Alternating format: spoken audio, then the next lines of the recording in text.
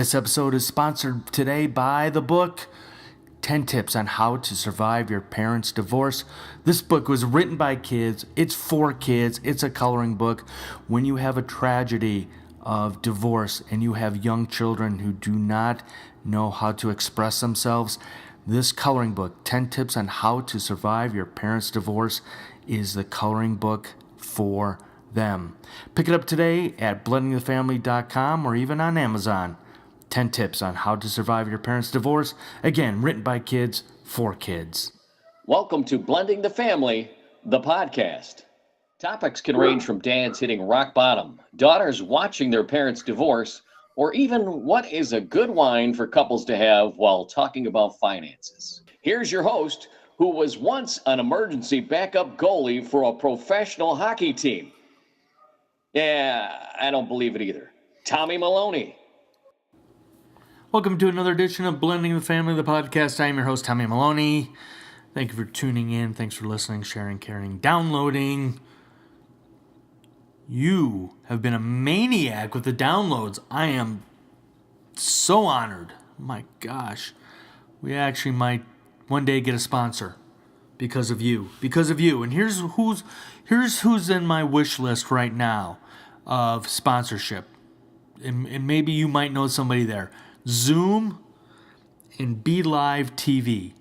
Those are two companies I want to work with to be on the sponsorship for this podcast. Zoom and Be Live TV.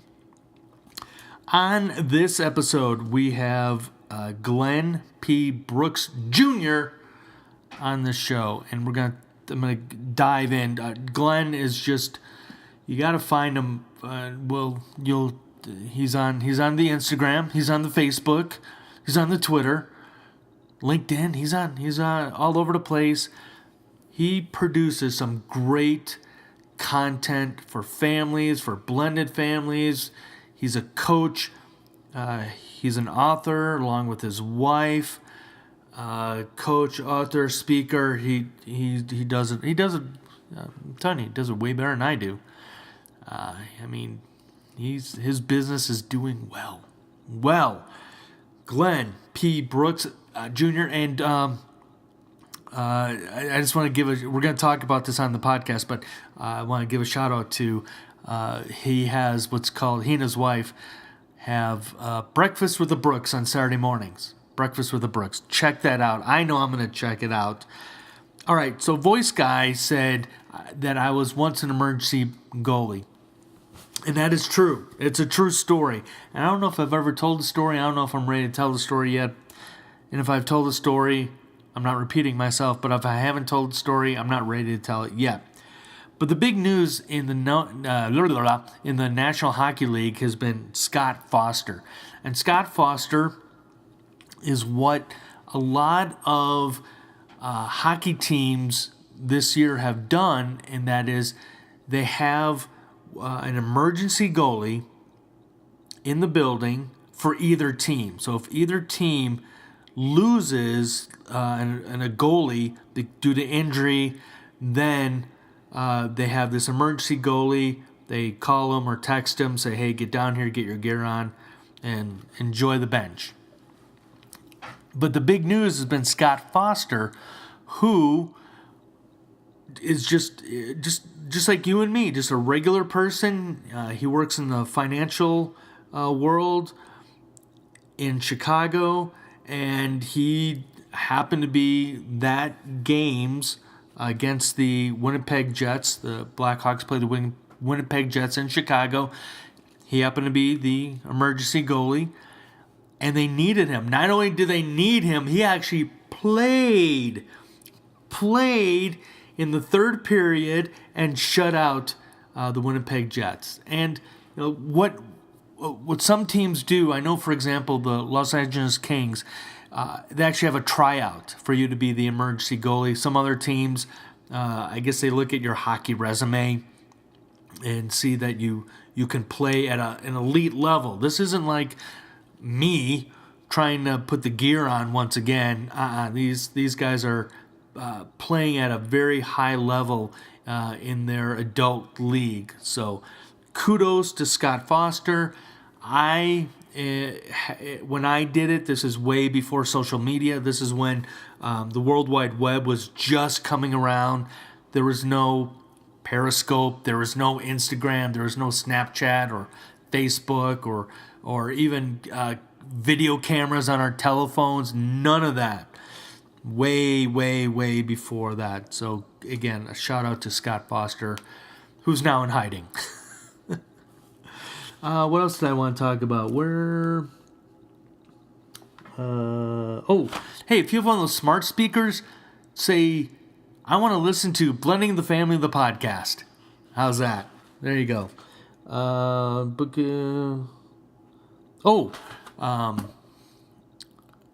don't want to formally and make the announcement official yet, but it looks like My Dad's Advice at 5:04 a.m., the book I've been working on, way too long, was picked up by a book publishing company. And I'm super excited. And until the T's are dotted and the I's are crossed, I'm not going to say anything about that or another. Just bear with me. I don't want to jinx myself. I've really ran into some...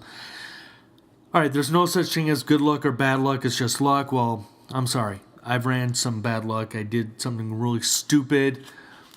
But that's me. I do stupid things. I quit the day job thinking I had another job. And... oh, gosh. All right. Again, if anybody knows anybody at Zoom or Be Live TV to be the sponsor of this podcast, that would really help financially. Just saying. All right, Glenn P. Brooks Jr. He's a coach. He's a parenting coach. He's an author, a 7-time author. A great interview that we had. We talked about the opening question. Let me tell you what we talked about in the opening question. He created this hashtag called We All Need Some Help. And it's true. We all need some help. Michael Laidler, who was a guest on this podcast, he talked about how eventually he realized, hey, he needed help too. We talk about why we need help, how we can get help, He has a program called MAPS, MAPS. We talk about what MAPS stands for. What else? A little bit of, we talked faith, talked religion. Don't freak out. Part of it is because my goal is to do a year-long series called God Pushed Me on the Good Men Project. So we touch on that. Oh, okay. I asked him the question. This question I love asking our guests that are in the blended family divorce space. And I asked Glenn the question, if kids do not get along, so for example, you're dating somebody and you have kids and they have kids and the kids just don't get along, do you continue dating? I ask him that golden question and you'll get to hear his answer, okay? So check him out on the Instagram, Glenn P. Brooks Jr., the Twitter. He's on LinkedIn. I connected with him on LinkedIn. Not as heavily on LinkedIn, more on Instagram and Facebook. And again, Breakfast with the Brookses. I'm so excited. I'm gonna definitely attend that. And also, I know on Instagram you can follow hashtags. So follow the hashtag. We all need some help. And speaking of help, I need your help. Please, however you get this podcast, please. Ratings and reviews. And if you know anybody at Zoom or Be Live TV, send them the podcast link and see if they want to be a sponsor on this. Okay, there we go. That's all I have to say. I'm tired. I can feel my crabbiness coming on. I can feel some crabbiness coming on. So I need to go take a break. I'm a little stressed. A lot of stress in the household. But anyway, moving on. You have a great day. Thanks for tuning in. Thanks for sharing, caring. And again, however you get this podcast, please Please, ratings, reviews, share it. Thank you, thank you, thank you. I'm done talking. I mean, I've tried a lot of different platforms. I've done a few webinars, and right now, for the money, I can't beat Zoom. It just really, it's never failed me. It works. I use it for all my coaching appointments, right? The whole bit, and I'm sold. I mean, they don't have to. Like, it's worth every dime for me. If Zoom wants to sponsor our shows, that would be wonderful, wouldn't it, Glenn? Yeah, I don't think I'm at the point where I have that kind of following yet for them to want to get involved in that. But at some point, yeah, absolutely, that would be amazing. Well, we should petition that happening, that Zoom sponsor all of our products. Yeah, that would be look, and let's just lean on them together, right? Yeah, exactly. The more, the merrier. All right, let's go ahead and go, man. Let's see what happens. Speaking of more the merrier, I want to start with your hashtag of we all need some help. Yep. Right. Did that start because you needed help? Well, no, actually, and it's right here on my logo. Hashtag we all need some help started as a closed Facebook group. I created a group that basically wanted to build a tribe of people who needed help in building healthy relationships. And that's the sort of the subtitle. And so when we created, what's up, Paul? Thanks for jumping in, man. Going live here. I don't go live often, but I'm excited to be featured on a podcast. Tommy, if you can just go ahead and just introduce us and bring us in. Let's go ahead and get started. But we can talk about the hashtag piece all day long. Well, on this episode of the podcast, I am honored and blessed to have Glenn P. Brooks Jr. on the show. And you and I have something in common other than being extremely handsome guys. I also am a junior as well, Glenn.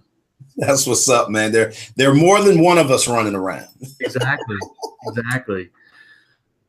So going back to the first question, you're talking about, so you started a closed Facebook group. Yeah. But at what point did that hashtag or maybe it was more of a mantra? How did that enter your life? Well, I mean, from the very beginning, so let me just give you a quick background. So I've been married twice for 30 years. I've been married total over 30 years to two different women. Right. And the first time it was 12 years in a row. The second time it has been now 19 years.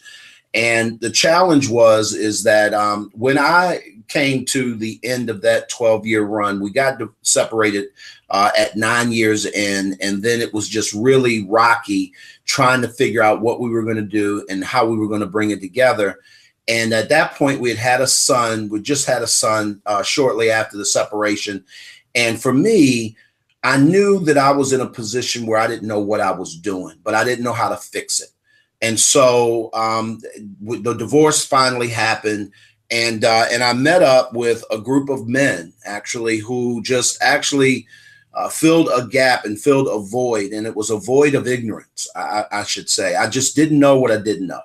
So where did you find this happened? This happened to be in my local church. Okay. And they had a very, very strong outreach ministry to build healthy community, healthy family. And for the first time in my life, I was able to see what community looked like when done properly. When you're concerned about the natural growth of people, that looks like something. And so hashtag we all need some help sort of derived from the mindset that said, what was the difference between being married 12 years, it not working, it ending miserably in a divorce, which hence the whole blended family situation, because I got married again. And then now it's been 19 years in a row. And I can promise you the problems I had before are non-existent for all intents and purposes. The problems that I have now are new problems. And I had to ask myself, what was the difference, Glenn? I'm a man of faith. I love God. I love his people. I love working in the trenches with people and from a ministry standpoint. But the difference wasn't God. The difference wasn't my faith, because my faith was the same. It had never changed. what made the huge difference was my community. And I think that most people don't really understand that what tribe or community really looks like. And when it works well, it is incredibly efficient in helping people to grow. And so that's where if hashtag we all need some help wins is what, that's what sort of came of it. So for those of you guys who are jumping in on IG, Coach Rice, good to see you. Thanks, Tia, for jumping in. Paul, thank you for jumping in. I'm being interviewed on a podcast. Thomas Maloney, he runs a podcast on the Blended Family, and I'm just excited to be a guest on your show, Thomas. I appreciate you, man, for having me. Oh, like I said earlier, I am honored and blessed. I had a guest on recently, Michael Laidler, and he was talking about his relationship with his dad was pretty non-existent. Mm-hmm. He was raised by his mom and grandmother. And one of the things he talked about, and this is why I really wanted to not only get you on this podcast, but also ask you this first question about needing help. Michael thought that he could do everything on his own. And it wasn't until later in life that he realized that he needed help. And one of my favorite quotes from him on the show was, even Jesus needed help. And you were live on Facebook yesterday, and that resonated with me. And I had to put that out there. And this is my understanding as a man, and also very similar to you, coaching other people. But it really does boil down to, and I don't want to just pick on the men right now, but it does seem that more and more men are afraid to ask for help. Is that as well? 100%. But that Tom said that has so many. There's so many reasons why that is the case. Number one, you're 100% correct. When it comes to asking for help, when it comes to needing help, when it comes to reaching out, men generally don't. And I think it's for a number of reasons. One, culturally, we're built not to ask for help. When you think about how men function, it's in our DNA to handle it, right? I mean, to go out and make it happen. And if you do anything less than that, then somehow in your mind, you're less than a man. So you're not going to ask for help. And if you grew up like I did, where you're always fending for yourself, then you don't even know how to form the words. I don't even think that most men even recognize that crisis when this is too much for you, that you're not going to win.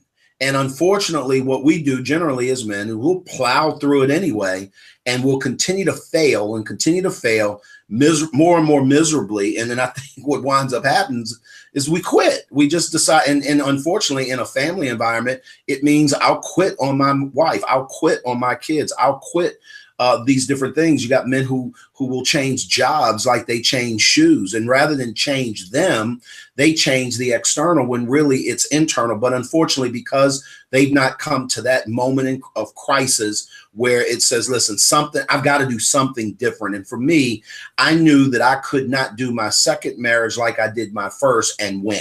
That much I knew. So what changed? What was the aha moment, Glenn, of going, for example, when my wife and I, before we got married, she came to me and said, would you be willing to go to marriage counseling? And I was told her I was always the odd duck because, I've been in counseling. I've seen a therapist probably when I started, I was, 12, 13. Yeah. Because I've been very public about it. I've gone through many, many years of battling depression. And when my wife said to me, would you be willing to go to counseling? I'm like, heck yeah. Very similar situation, Glenn. I didn't want to go through what I had gone through my first marriage, and neither did my wife. She wanted us to start with a clean slate and, start off with a strong marriage. Yep. What was your aha moment of wanting to make this second marriage with you and Sheri the last marriage? I think that for me, Thomas, one of the things that I think resonated for me is that I went through a painful divorce. And when I say painful, meaning, I don't know if you've ever been in a place where something is slipping and you know you're wrong, but you don't know how to fix it. And so for me, my first marriage was coming unglued long before it did. And I knew that it was primarily me. I knew it was my selfishness. I knew it was my self-centeredness. I knew it was my drivenness. I knew it was my own desires to please me. But I didn't know how to fix that. And so therefore I didn't. And I just kept going along with life. But after the pain of going through that, and for me, it was, looking down in the eyes of a son and saying, you know what, I'm doing to him what my dad did to me.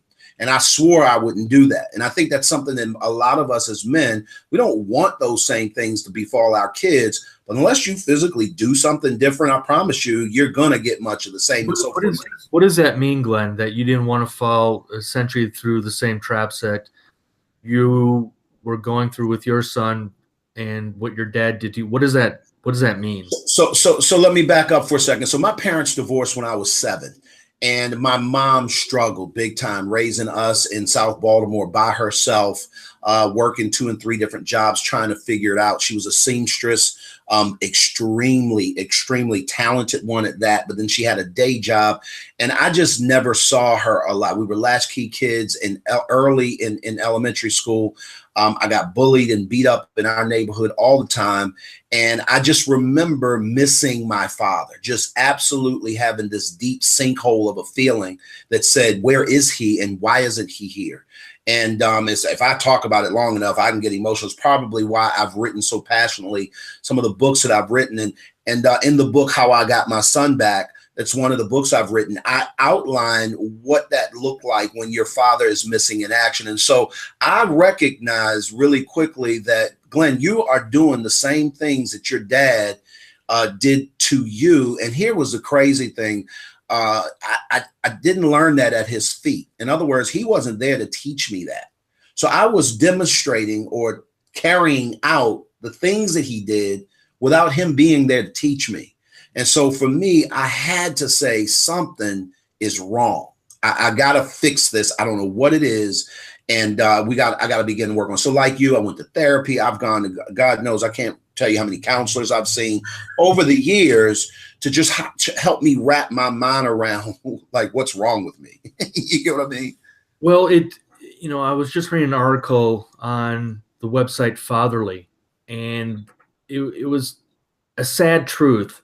And in this article, and I'll put in the show notes, was scientists have finally determined that if you have an absent father, then you are going to go through a life of living hell. And I'm sitting there going, really? Yeah. Scientists are now just discovering this? I mean, come on.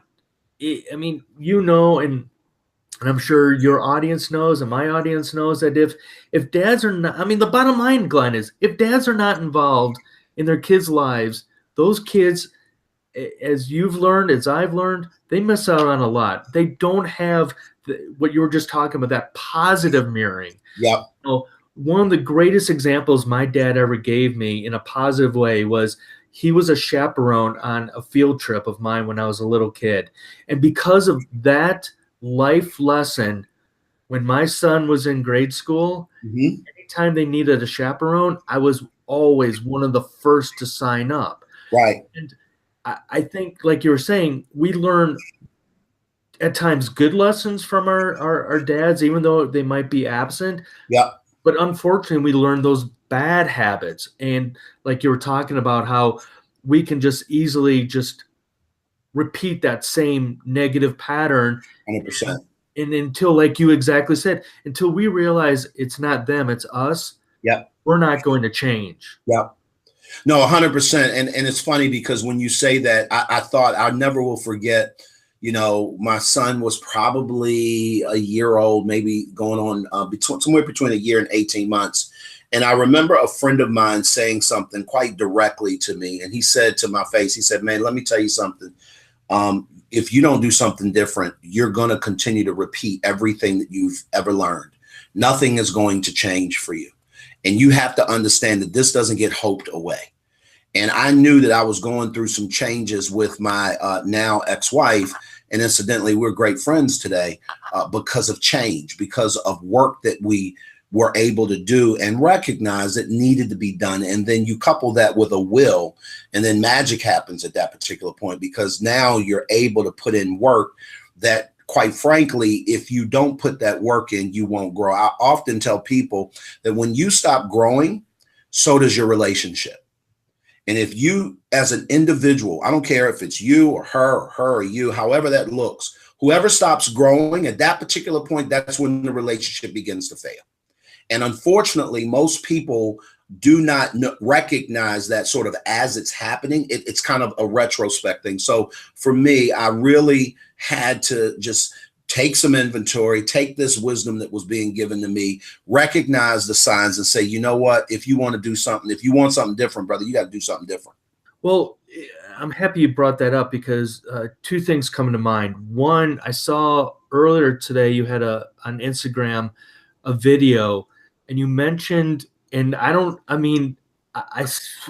swear you were talking to me personally, because you said you had, and I don't, and maybe this is my ego talking, Glenn, but maybe I wrote this to you.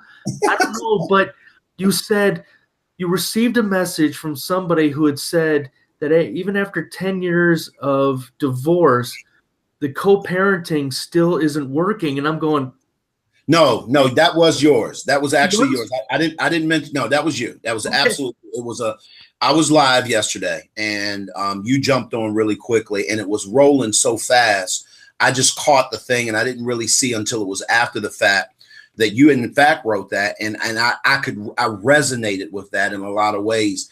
Where as a coach, Thomas, it's really difficult as a coach to coach people who are clueless. And when I say clueless, meaning they are very much a part of the problem, but they don't see it. I don't blame them per se. But at the same time, I'm saying if you don't see that you are a part of this problem, solution will never come to you. So I get to coach parents who literally are going through the same thing over. It's like Groundhog Day. If you ever saw that movie, it's like, dude, until you do something drastically different, nothing is going to happen. And unfortunately, you get people that says, well, I did that, or I tried that. And it's coaches like me that says, well, what was that you tried? And how long did you do that? And what was, like, there's a reason why it still didn't work. And it's not necessarily because the method was wrong. It could have just been the fact that you just didn't do it in the right environment, or quite frankly, you didn't do it long enough. And so as a result, it's not going to stick. Well, the reason why I wrote that was because I'll never forget, my mom told me, after her and my dad divorced, and I was 5 when they got divorced. And I always tell people, ironically, when myself and my former wife divorced, our son, I got to remember, our son, that's what a judge told me, our son, he too was 5. And so the story was, my mom told me that it took about 10 years for her and my dad to have a civil conversation. Uh-huh. And matter of fact, my former wife and I, we cannot. I wrote this recently I'm doing a series for the Good Men Project called God Pushed Me. Uh-huh. One of the things I wrote was my former wife would rather sit in a chair on Mars than sit right next to me in a setting. Yeah. So, we're coming up on 10 years of still not being able to have a civil conversation. Everything I've tried, but everything for her, and in my opinion, there's a method to her madness, but everything has to be done through email, not texting, but email. But the other thing, I also want to bring up, you're talking about growing.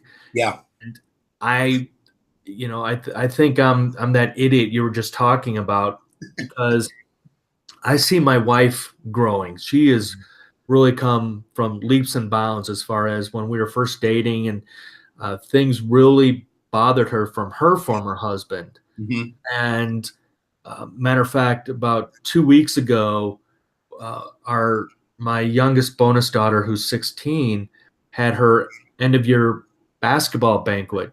Mm-hmm. Not only did my wife and I attend, but my wife's former husband, the three of us sat together, and it was just like 3 friends just hanging out together. Love it. And this is because she has grown.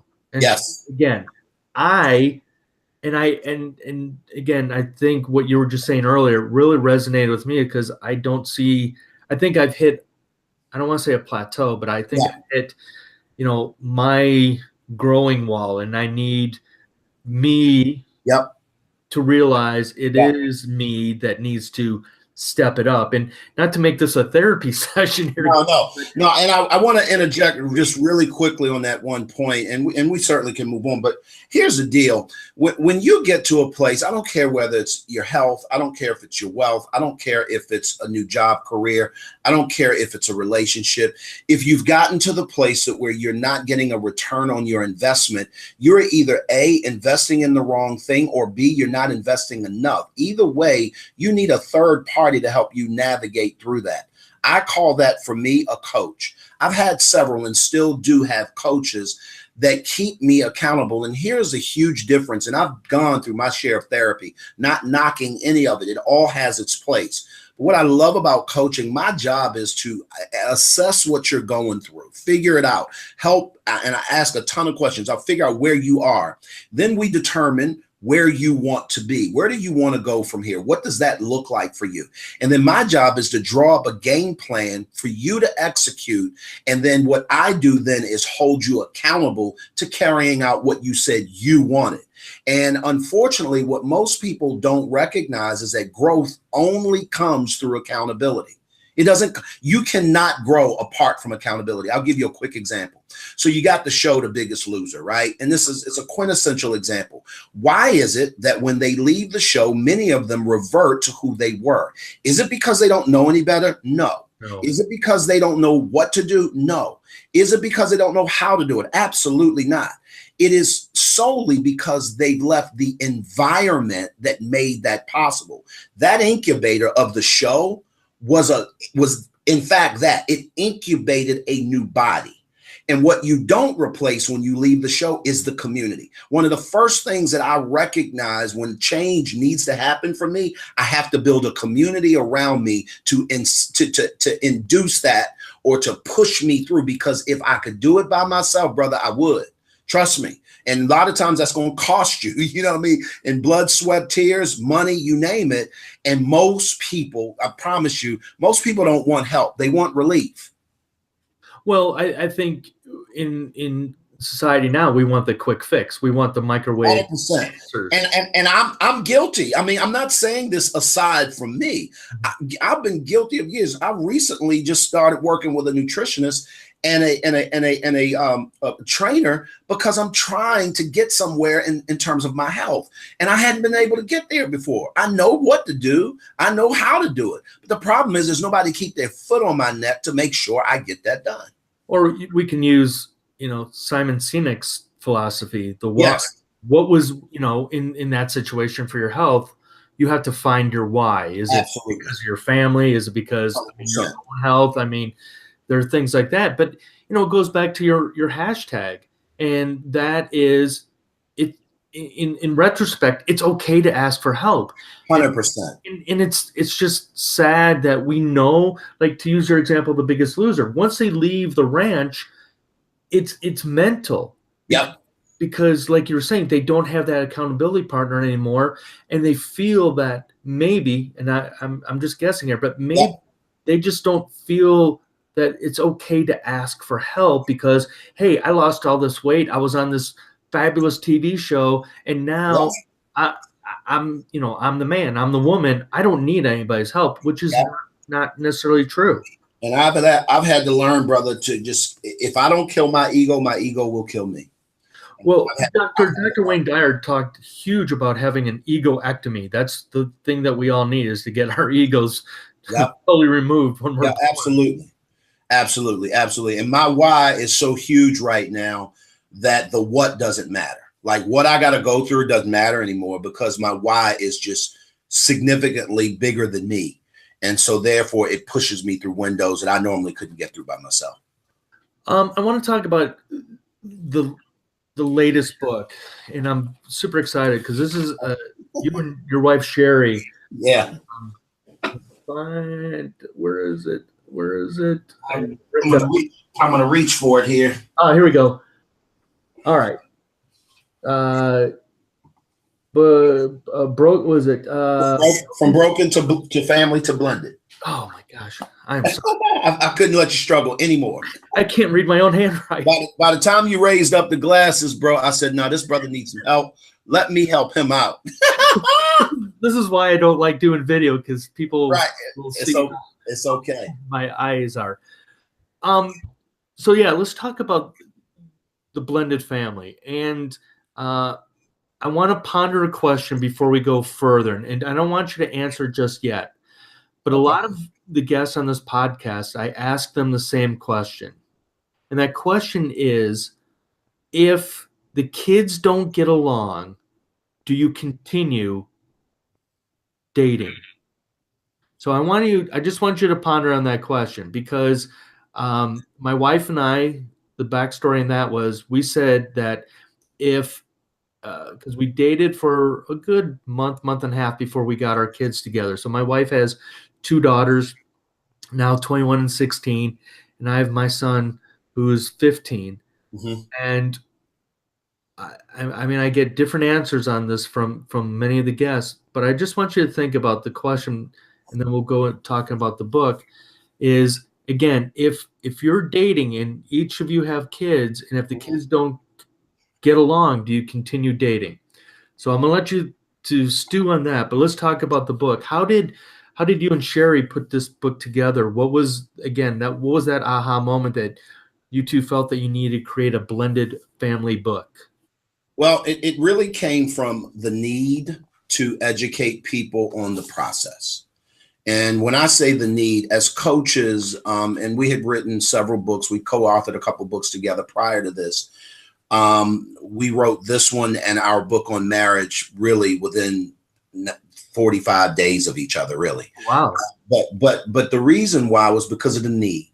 We kept seeing over and over again. I'll just loosely, if we throw out the statistics that on average, somewhere around 40 to 50% of first marriages end in divorce. On average, somewhere around 60 to 65% of second marriages end in divorce.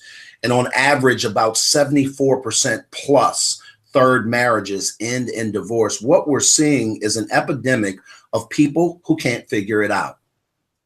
And I honestly think that what's happening is that no one's deciding to either A, tell their story and educate people on how they've made the turns, or B, nobody cares, meaning people don't care to fix it. You get what I'm saying? They're okay with not fixing it. And so Sheri and I just kept seeing this need where we were either coaching couples. We do public speaking engagements all the time, particularly at churches that will bring us in and they'll do workshops. We had a church in Maryland that brought us in to do a blended family workshop because of the need they had at their local church. They were telling us that 90% of the marriages that they had in their church were blended families of some sort, like 90%. But when you think about the startling statistic of divorce, that's not far-fetched. I mean, just think about it. If 7 out of 10 third marriages, like these people are like they're trading up, and it's not good, but it's for worse situations. And I think that we just felt impressed to say, you know what, we're not perfect, but we are winning. And I don't say that from an ego standpoint. When I define winning, what I'm defining winning as is you're not quitting. You're still in the game. You're actually digging in every time you find an obstacle that you can't overcome, and you're figuring it out.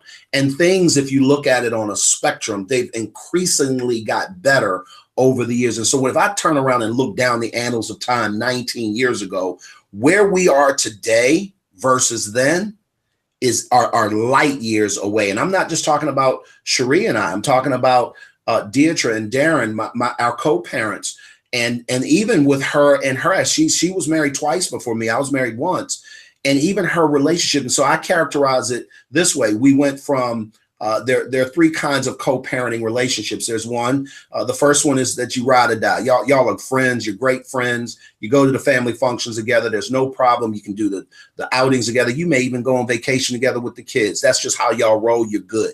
Then you have the ones who are called associates. They got a business relationship. They're not friends, but they're not enemies. They can get things done and they can communicate effectively enough. but the truth is that they don't particularly hang out with each other. Then you have that third level of co-parent relationship, and that is that whole bleach and ammonia thing. It's just flat out toxic. It's a match waiting to go off, and something's going to blow up. It's a bad situation.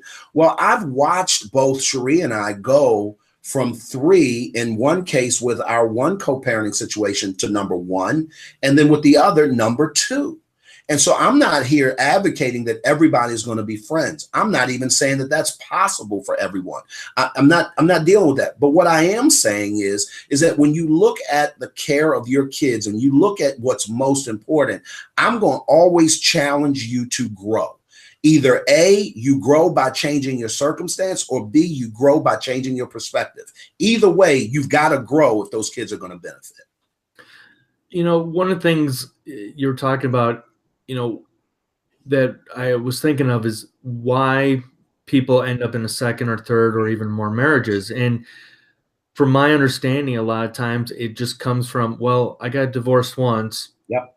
No big deal. I can get divorced again. Instead of, like you were saying, working at it, again, asking for help, finding, maybe going through your church or maybe finding a mentor type couple like you and Sheri. I mean, it's, I was just reading another article about how therapists, do they advocate for divorce? And majority of them say no. That's not their decision. That's up to the couple. Mm-hmm. And as toxic as a lot of relationships are, and you sit back and then you hear, oh, so-and-so got divorced, and you sit there and go, well, you're not surprised. I don't know if that's a good thing or a sad thing, because did that mean that they just totally gave up, or they didn't want to keep pursuing and working at it? And, marriage isn't easy. Marriage is hard. It's very, very hard, Thomas. And one of the things I can honestly say, it's probably both and, not either or. And I'm going to tell you why I say that. I've been in certain circumstances where it is so toxic, it's better for y'all to just leave this life. Y'all need to separate, because y'all going to kill each other. It's bad. I mean, when I say it's bad, I characterize it like, okay, so it's stage 4 cancer. And right now for you, death is imminent. The question is when. Now, do I go in advocating for that? No, I'm like any other, in that respect, a physician. I'm going to do my level best to help you fix it. But here's the challenge. Do people come back from stage 4 cancer? Absolutely, they do. Is it difficult? It is absolutely the most difficult and trying situation, both for the modern medicine and for the patient themselves. It has to be almost a perfect storm for that to happen, and a lot of miracle working stuff going on that, quite frankly, is just out of your control. That's not something that you can gamble on. And so I often tell people that when you find that there is a challenge with communicating, stop right there and say, listen, if we cannot communicate, if you've gone a whole year and you can't communicate effectively about a situation, you need help. Don't go 10 years and now that costs you the marriage, because that's stage 1 at that point. Stage 1 is that this issue is not getting resolved, and we're getting increasingly frustrated. So here's what I'm going to suggest. Stop it. Stop and say, listen, I got to fix this. And what I honestly think that what happens in most homes is that our culture ain't helping. Like, you got people working 2, 3, 4 jobs, and you got, folks, single moms, God bless them. They're trying to do all of it. And you just don't have the margin to make the adjustment. And I am a huge advocate of doing less, taking stuff off your plate, itemizing things, what is real priority, and saying to yourself, do I really need this? And then asking yourself what is priority, and giving 100% to that until you can effectively, in a healthy way, add more things to your plate. But yeah, I think it's both and I think that, unfortunately, therapists, counselors, coaches, we all get to see people who are, in our opinions, beyond that kind of place. But I never go into a thing. I don't think there are very many situations that if you desire to put in work, you can't turn that around. I really don't.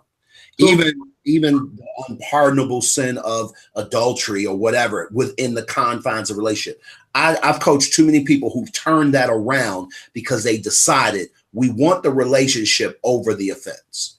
So what's the meat and potatoes of the book? I mean, what So, were you not seeing yeah, as a new blended family? What was it that you weren't seeing? And, I'm the same way. I mean, I was one of those people too, where I didn't see any blended family books. I mean, we have two of our kids wrote a coloring book called 10 Tips on How to Survive Your Parents' Divorce, because love it. they didn't see Love it. they didn't see any, books on it. Yeah. So how did you and Sheri, or what is the roadmap within the book? So the roadmap, really, the book is broken down into 3 sections. So for those of you all who are jumping in on IG, good to see you, Leander. Good to see you guys. Coach Bruce, appreciate y'all for jumping in. Do me a favor, share this out. I'm talking with Thomas Maloney. He's interviewing me on his podcast, actually, and it's about blended families. Blendingandfamily.com. Blendingandfamily.com. Blendingfamily.com. Thanks, bro, for putting that out there. But one of the things that we did is that we wanted to map out, if we look back over our life of 19 years together, we had to ask ourselves the question, if there was a formula, what was it? And we identified a couple of things that were key for us. And I am not here saying that everything fits everybody. I'm the kind of guy that says, I'm going to take a grain of truth out of what you just said and make it work for me. Like, I will listen. You get what I'm saying? So I don't want, for example, this book is not necessarily going to fit everybody's model situation. But what it does is it lays out principles that if you take a grain of truth out of that, if you take a principle, if you take one step, it'll get you a step closer than where you were prior to reading this book. So I want to put that out there because a lot of people will dismiss any kind of, quote, self-help book or whatever the case may be because they think, well, that's just ego and it doesn't work for that. But what I like to suggest is that we came together and we recognize that in a blended family, most people are coming, well, in any family, you don't have to be blended. I also submit that all families are blended. Both of y'all come from 2 completely different backgrounds in most cases. And so you're going to have to blend something. But what I recognize for us is that we were 2 broken or 2 flawed individuals that came together. We said, I do. That formed a family. And then we spent the rest of our life together trying to blend that. And so what we do is we talk about the process of building a solid family. We break down what broken and what flawed is. That's the part of the book where we just get really self-aware. And I don't think that there are many things that can change for many people without a level of self-awareness going into the equation. You have to recognize emotionally where you are across all platforms at any given time. And you have to say, nope, that's me. Self-awareness is all about being able to call yourself out on your own crap.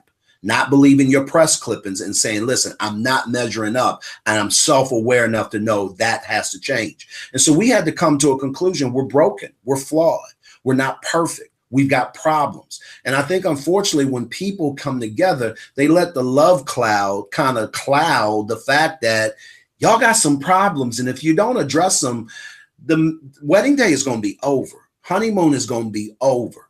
And I promise you, when that cloud sort of dissipates, you're going to have some real work to do that you may not be ready really to implement. So that we take care of and broke. And then in the family section of the book, we break down what families look like, the dynamics of people's families. Everybody comes from a different what they would call family. There are people who, because of the way they grew up, they look at family very different. So we talk about what it looks like to coexist within a unit that you call family.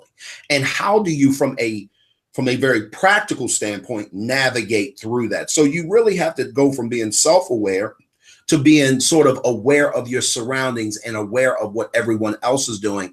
And what part do you play on that particular team and how do you make that work? And then in the blended section, we just really kind of lay out, and we got some workbook type stuff in there where we begin to just challenge people to say, listen, here's the deal. Blending takes work, but you're not supposed to lose yourself in it. I'm going to say that again. Blending takes work, but you're not supposed to lose yourself in the blending. I'll give it to you this way. Blending and juicing are 2 different things. When you put something in the blender and you blend it up, the taste of that is very different than that of something that goes in a juicer. A juicer causes something to become so one that you can't taste one from the other. But blended is not that way. That's beautiful. Blended, you can distinctly taste what's in that mix because it's not so mixed up that it becomes the same thing. And I think that that's what people are striving for in blended families, is that we all become the same. And I'm telling you right now, there's too much value in what everyone brings to the table for you to settle for all of us being the exact same. That's boring. So I want to bring up the question. And that is, again, let's say either in your past situation, Glenn, or to your listeners and my listeners and all of our now listeners, if you have a couple and each of them have kids, they're dating, and the kids don't get along, do you continue dating, or do you still continue on, get married, and hope that because now you're under one roof, that it's all going to work out? Well, let me say on the front end, I think the latter is suicide. I think it's a matter of time. If you ignore the fact that the kids are not getting along, I think you're setting yourself up. I really do. And I've seen that. And this is just not what I think. This is what I've seen over time. People who ignore, again, we're talking about being self-aware. There's a reason why they don't get along. And I think that unfortunately, let's go back for a quick second. At the root of all divorce is selfishness. I don't care what anybody says.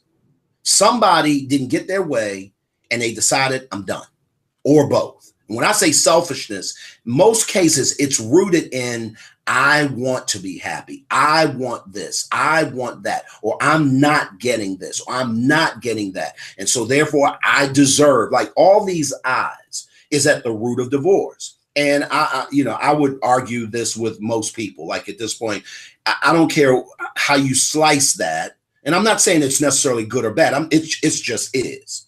But what I will caution people is that if you blow past the obvious, I think you're going to pay for that on the back end. And I think that there is merit for slowing down and checking in. I think there's a huge advantage to you as a couple, as a future family, to slow down and really do a gut check and figure out what is going on. After you do a real live family gut check and you figure out what is at the basis of all of this, then there's some decisions that need to be made. I'm not necessarily saying, because now we're talking how old are they? What's the situation? That's a loaded question. I'd have to get in and dissect because everyone would be very different. But I think in general, if you flat out ignore the fact that your kids don't get along and you're trying to get married at some point, I think you're asking for problems. You're actually inviting it. Now, will that work? Only time will tell. For some people, maybe they plowed through it. But I'm of the sort that marriage should be forever. I'm of the opinion that it should be done until death do you part. And if I'm going to invest in something that's that long term, brother, I promise you, I can take 3 months off and say, what's going on with our kids? What is really happening? And that's just my perspective. So I don't know if that answers your question, but that's kind of, where I come down on that particular issue. All right. Let's talk about MAPS. What is your MAPS organization? So MAPS stands for Marriages and Parenting Successfully. And one of the things that I recognize, obviously being married twice and having an unsuccessful marriage, I know what an unsuccessful marriage looks like. My wife knows what 2 of them look like. And we're very, very vocal and very transparent about the fact that we put this group together specifically to train people and to add value to people who are either in a marriage, they're getting ready to get married, they're divorced and they want to be married, or they are parents, whether they're married parents, single parents, co-parents, godparents, grandparents. I mean, if you're a parent, this community is for you. And we do specific things in this community. It's designed to help you increase and grow your skill sets when it comes to doing relationships in a healthy way. For example, I'll give you an example. Communication is a skill set. And the reason why many people are not good at it is because they've not honed it. And so it's more than talking. That's a part of it. But it's also at the base level, and we all know this, communication is based on transmitting and receiving. You can transmit or talk or run your mouth all day long. And if this person doesn't receive it because either they're closed or they speak a different language or they've checked out or you're saying it over and over and over again and they're just done, then therefore they've not received it. And so therefore the question is, how do you get them to open back up so that they can receive? That's a skill set. And if you can't effectively get someone to open up, they'll never receive you because they're not open to do that. And what we do is we go through some personal development trainings and all kinds of things. We read books, things that I've gone through over the years. We bring people in to speak to the group, professionals, things like that in those particular areas. But the goal is really, man, to help people build and grow the skill set that's needed to do any relationship in a healthy way. Oh, I know what just came to mind. Breakfast with the Brooks. Tell us about that. I think that is just brilliant. So Breakfast with the Brookses is a live stream that my wife and I do every Saturday morning at 8 a.m. Eastern Standard Time. That'd be super early for you guys. But 8 a.m. Eastern Standard Time, she and I come on. We're only normally on for about 30 minutes, but we're there just to give live, unsolicited wisdom, things that we've navigated through, and also just to flat out take questions and help people sort of wrap their mind around different things. Most often we have some kind of subject that we're talking about, and that kind of, sets the stage for it. But we do that live just to show up. We've been doing it for a year, a little bit more than a year now, just to show up live every Saturday morning to help people sort of wrap their minds around it. But that's on my business page, facebook.com/Glenn P. Brooks Jr. LLC. How did that even start? What was the, hey, was it breakfast one morning? Hey, honey, you want to do this live and have people watch us eat? And no, it's funny. Breakfast denotes the time of day. We're not normally eating because that's a terrible mix if you go live and you're eating. I'm the guy that comes from the school. Look, do me a favor, eat first and talk later. I don't need to see what's in your mouth. That's just nasty. So no, the breakfast, we may have a cup of coffee because I promise you, that's early. But what we did was, Thomas, we recognized that Sheri and I's thing as a couple, on Saturday mornings, we generally lay in the bed and just talk.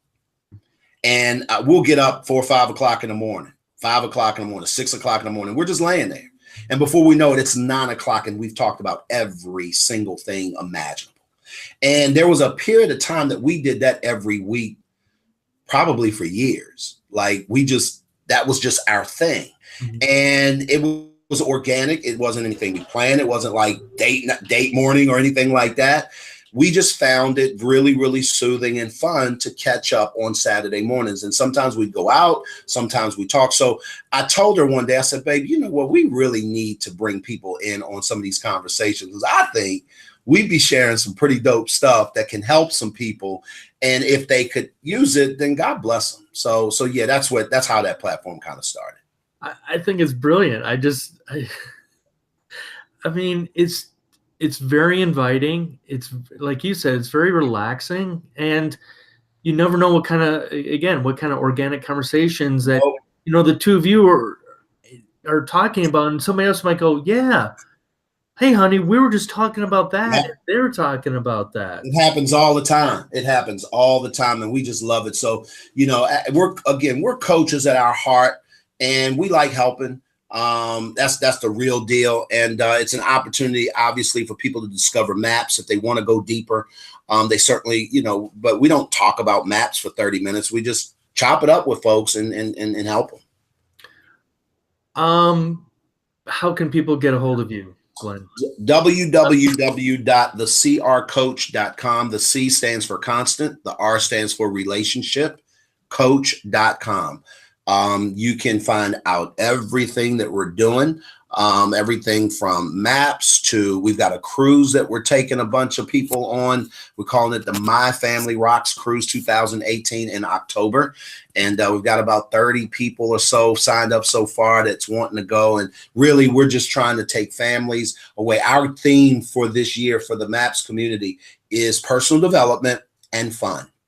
And we want to do things centered around that. And so we're taking a group of people. So you can find out that you can buy our books there. You can find out more about, we've written 7 books between the two of us. The first book I wrote is called How to Raise a Man, Not a Mama's Boy. The second one is a sequel to that. As a matter of fact, I'm going to grab it really quickly. Sure. I'm going to do a little singing and dancing while we're waiting. Yeah, just really. Oh, good, you're back, because people don't want to see me sing or hear me sing. That's crazy. So the second one is Living with a Mama's Boy, learning how to position yourself as his number one priority.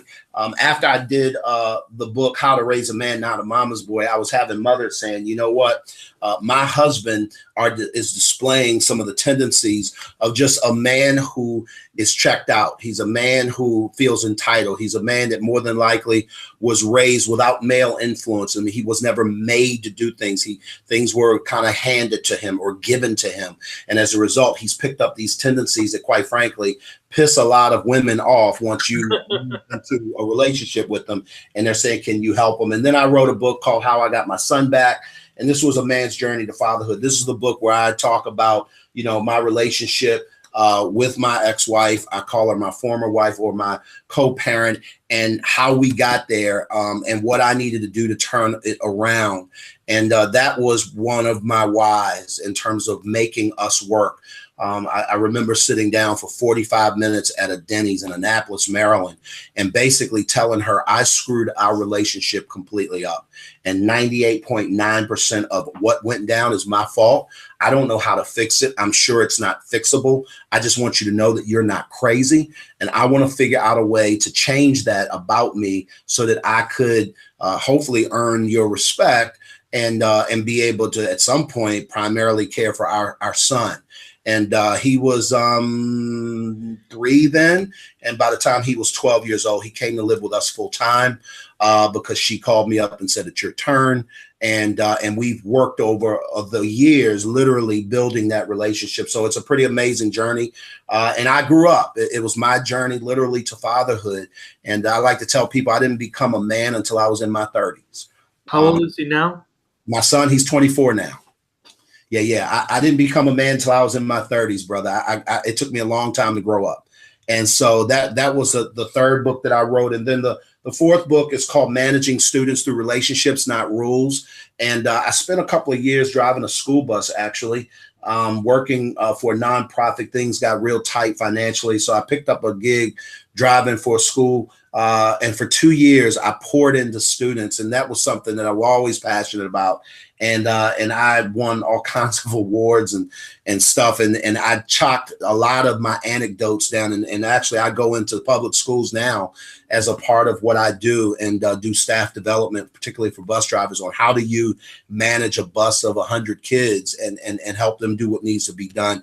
But you do it through relationship. You don't do it through rules. And that's the premise of that book. And then the last one, Marriage Works. When you do the work, 5 things you need to know. Sheri and I both wrote that together. And we outlined 5 things that if you get a hold of them and if you work on just those 5 things, I promise you there's no reason why your marriage can't work. And then obviously you brought me on to talk about broken to family to blended. And all of that you can get at thecrcoach.com. And we'd love for you to check us out and see what it is that we got. All my Instagram, Facebook, everything, you can find me there. So you don't have to hunt and peck to find me. Hashtag, we all need some help. I promise you, brother, you cannot get to any place of significance by yourself. It can't happen. If you can get there by yourself, I'm going to submit you've not gone very far. Glenn P. Brooks Jr., thank you. Thank you. Thanks for having me, man. I appreciate your time. Thank you so much for the invitation, and looking forward to catching up soon on social media for sure. Thank you for listening to Blending the Family. Click here to return to your normal life.